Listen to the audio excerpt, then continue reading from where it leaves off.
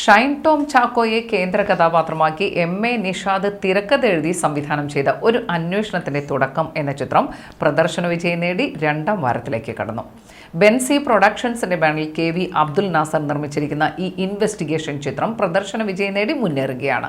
MA. നിഷാദിന്റെ പിതാവും ഉന്നത police ഉദ്യോഗസ്ഥനുമായിരുന്ന PM. കുഞ്ഞു മൊയ്തീന്റെ പോലീസ് ഡിപ്പാർട്ട്മെന്റിലെ സേവനകാലത്ത് അദ്ദേഹം തന്റെ ഡയറിയിൽ എഴുതിയ ഒരു കേസിന്റെ കുറിപ്പുകൾ വികസിപ്പിച്ചാണ് എം.എ. നിഷാദ് ഈ ചിത്രത്തിന്റെ കഥ തയ്യാറാക്കിയത്.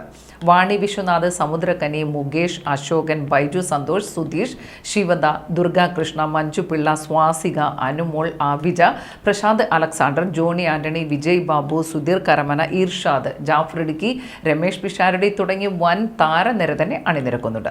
സംവിധായകൻ എം.എ. നിഷാദ് സുപ്രധാന വേഷത്തിലെത്തുന്ന ഈ ചിത്രത്തിൽ ഏകദേശം 60-ലധികം താരങ്ങൾ അഭിനയിക്കുന്നുണ്ട്.